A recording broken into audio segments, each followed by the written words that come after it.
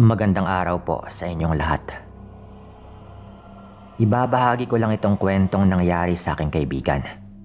Siya nga pala, tawagin niyo akong Dindo. At yung kaibigan ko naman ay itago na lang natin sa pangalang Alan. Nangyari po ito sa probinsya ng Iloilo. At ng mga panahong yon, nagtatrabaho yung kaibigan ko bilang isang kargador sa kanilang lugar. Dahil siya nga yung panganay at wala namang maayos na trabaho yung kanyang mga magulang.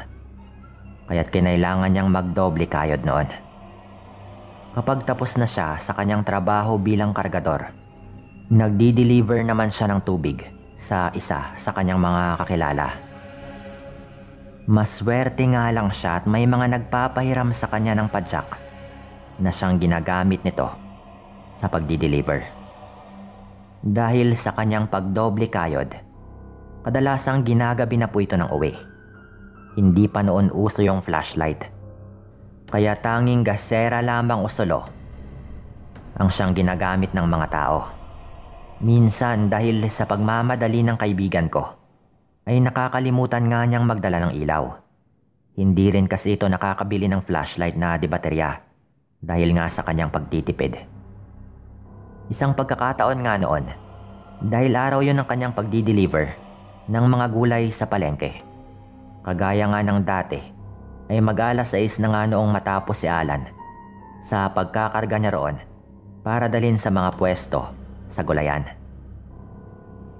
Pagkatapos po nun, tumungo siya sa kanyang kaibigan na siyang nagpapahiram sa kanya ng padyak dahil mag-iigib pa nga siya ng tubig.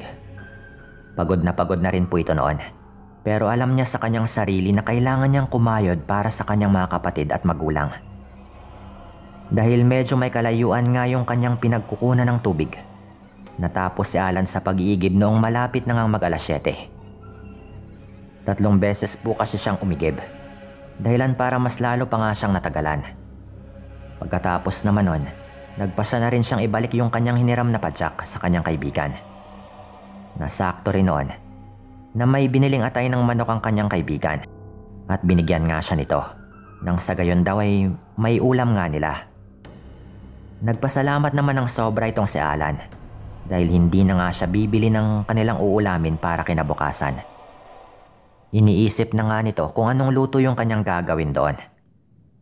Ngumiti na lang nga rin yung kaibigan ni Alan at agad siyang biniro nito na baka harangin siya ng bagat sa daan.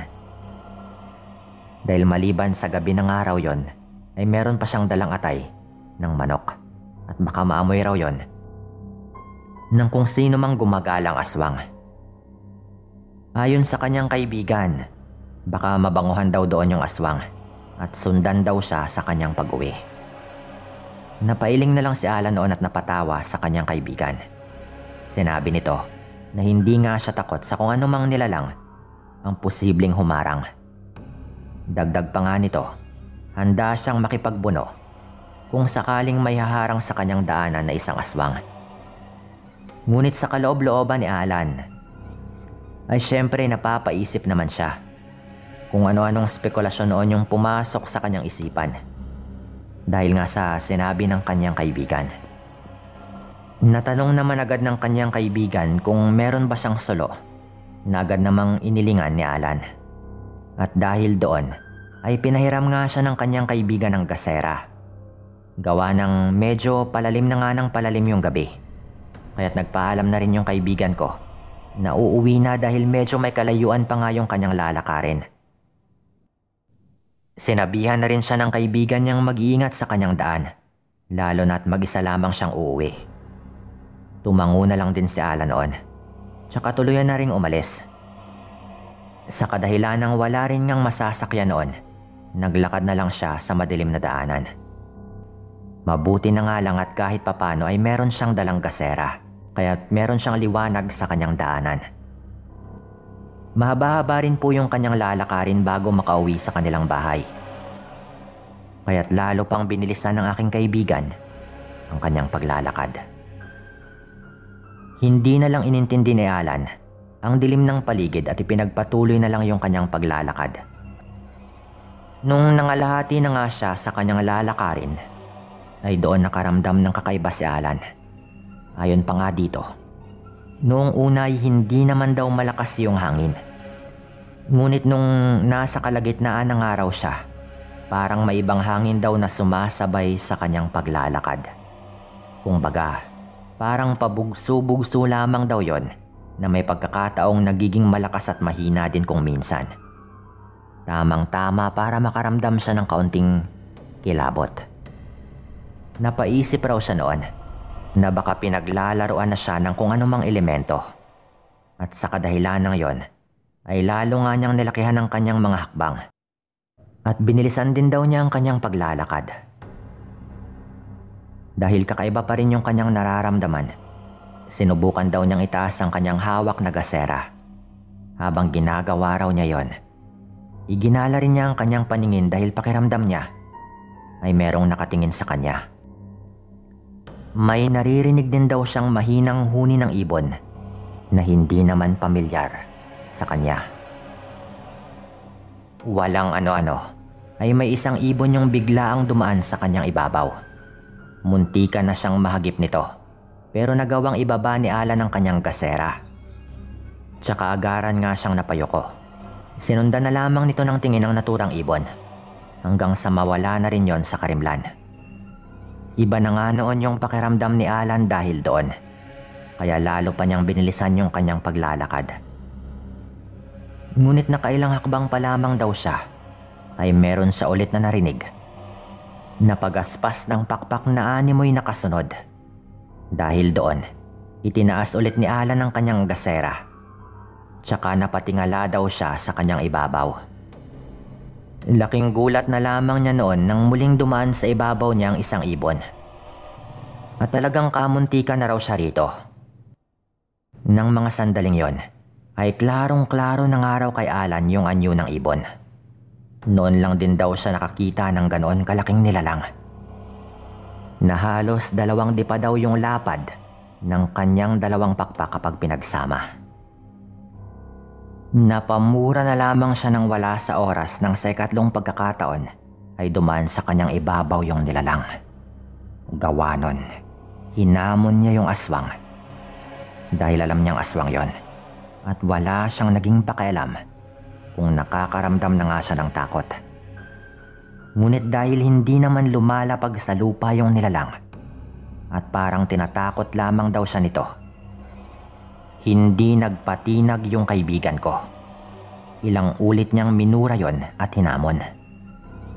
Hanggang sa medyo malapit na nga raw siya sa kanilang bahay, pero hindi pa rin tumitigil sa pagsunod yung aswang na yon.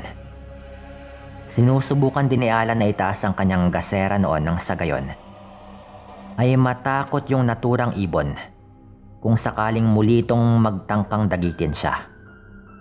Palaunan, nawala na rin daw noon yung malaking ibon na sumusubok sa kanyang dumagit. Ngunit kahit na ganoon, ay hindi pa rin daw nawawala yung kanyang pangingilabot na nararamdaman. Gawa nun, lalo siyang naging alerto sa kanyang pagmamatsyag sa paligid. At katunayan nga raw ay iniisip na rin daw niyang baka mas mabuting tumakbo na lang. Pero ganoon na lang daw yung kanyang gulat noon nang may marinig siyang ingay na parang may bumagsak.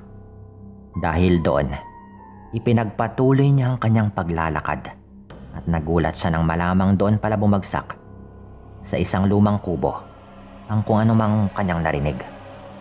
Saglit nga siyang natigilan noon at tinignan yung kubo na sa pagkakaalam niya ay hindi na nga tinitirhan.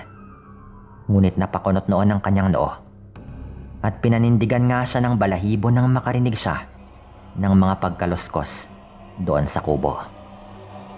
At ang kanyang takot ay nadagdagan ng pagkakuryoso, kaya marahan siyang lumapit sa kubong yon. Nawala na ngang pinto at halos sira-sira na rin daw yung dingding. Pagkarating ni Alan sa may tapat nun, ay agaran daw niyang inilapit doon ang kanyang hawak na gasera. Sa pagsilip doon ng aking kaibigan ay isang malakas na sigaw at napamura nga siya sa kanyang nakita. May nakadapa kasi roon na isang matandang lalaki na punong-puno raw ng balahibo yung katawan at nagbabaga yung mga mata. Pagkakita nito kay Alan ay parang nataranta daw yon. Mabilis na napabangon yung matanda at inilabas yung kanyang dila. Umangil din daw yon at nagsimulang maglaway. At sa kadahilanang bigla ang takot yung naramdaman ng kaibigan ko, hindi kaagad siya nakagalaw. Tila nahimasmasan lamang daw siya noon nang mapatayo yung matanda at umakmang sumunggab sa kanya. Muntikan pang matapo noon yung supot na dala niyang may lamang atay ng manok. At noon din bago pa man makalapit ng tuluyan sa kanya yung matanda na sa kanyang palagay ay isang aswang, mabilis raw siyang tumakbo. Medyo malapit na rin pero syempre mahaba-habang takbuhan pa. Kaya hindi raw siya tumigil. Dahil sa mabilis niyang pagtakbo, sa hindi inaasahan ay namatay daw yung apoy ng gasera na kanyang dala. Nangapa si Alan sa dilim, ngunit dahil nakarinig nga siya ng mga paghuni ng aswang sa paligid at ng mabibilis na mga yabag, sinika pa rin daw niyang makarating kaagad sa kanilang bahay. At nung malapit na raw siya ay parang mas lumapit din sa kanya ng gusto yung aswang na yon. Hingal na hingal noon si Alan dahil sa kakatakbo, kaya naisipan niyang sumigaw na para makahingi ng tulong sa kanyang mga kababaryo. Ngunit dahil watak-watak naman noon yung mga kabahayan, ay wala ni isa sa mga yon ang nakarinig sa kanyang pagsigaw. Parang mawawala na raw siya ng malay noon sa pagod ng pagtakbo. Pero nang marinig niyang tumigil yung yabag sa kanyang likuran at merong umangil, ay nataranta daw siya ng sobra. Muli siyang tumakbo ngunit ganoon na lamang yung gulat niya noong merong lumundag sa kanya. Naging dahilan yon ng kanyang pagkatumba at sa hindi niya inaasahan ay nabitawan niya ang supot na merong laman na atay ng manok. Dahil wala na nga yung gasera, nangapa na nga siya sa dilim at hindi na rin niya nahagila pa yung supot ng atay ng manok. Naiuuwi sana niya sa kanila. Walang ano-ano ay nagtaka si Alan dahil biglang nawala yung nilalang na lumundag sa kanya kanina. Kahit wala nang palatandaan ng aswang sa paligid, hindi pa rin noon nawala yung pangingilabot ni Alan. Bumangon na nga siya at nagpasya nga siyang tumakbo pa uwi sa kanila. Pero may narinig pa raw siyang parang sumisinghot noon na ingay sa paligid. Napakunot nga siya noon. At nang makuha yung gasera ay naisipan nga niyang muli yung sindihan. Ayon kay Alan, mabuti na nga lang daw at hindi yun nabasag. At saktong pagkailaw nga niya ng kanyang gasera, nakita raw niya sa may bahaging dinaanan niya ang mabalahibong matanda. Nagmistulang hayop daw yun habang nakadapa sa lupa at merong kung anong ginagawa. Noon din ay napagtanto nga ng kaibigan ko na mukhang nilalantakan ng aswang yung atay na kanyang dala. Napamura si Alan dahil natakot din siyang lapitan siya ng aswang na yon. At doon na nga po siya kumaripas ng takbo. Dire-diretso na po noon yung kaibigan ko at hindi na nga siya lumingon dahil baka kung ano pa yung mangyari sa kanya. Pagkarating daw niya sa kanilang bahay, hindi na rin siya nakapagpigil pa. Sinabi niya sa kanyang mga magulang yung kanyang naging karanasan. Ganoon na lang din yung galit ng kanyang ama at nagwika pa itong balikan yung dinaanan nito. Dahil siya daw yung papatay sa aswang na yon. Ngunit pinigilan nga siya ni Alan, pati na rin ang kanyang ina. At hayaan na raw yon at ang mahalaga ay nakauwi nga ng ligtas si Alan. Dahil nga sa nangyari, naging maingat na si Alan noon tuwing napapadaan siya ng gabi. Hanggat maaari ay hindi raw siya nagpapaabot ng dilim. At kapag naaabutan naman siya, ay binibilisan na lang daw niya ang kanyang paglalakad. Minsan pa nga raw ay napapatakbo siya kapag meron na naman siyang nararamdaman. Hanggang ngayon daw, naging palaisipan kay Alan kung sino nga ba yung matandang aswang na yon. Hindi na raw niya nalaman at hindi na rin daw niya yon nakita pang muli. Dahil nga sa pangyayaring ito kaya nakasanayan na rin ni Alan na kahit papaano ay magdala ng kahit na anong armas tuwing alam niyang gagabihin siya para lang makasiguro na meron siyang panglaban kung sakaling harangan ulit siya ng isang aswang. Dito ko na rin po tatapusin yung kwentong ito at maraming salamat po.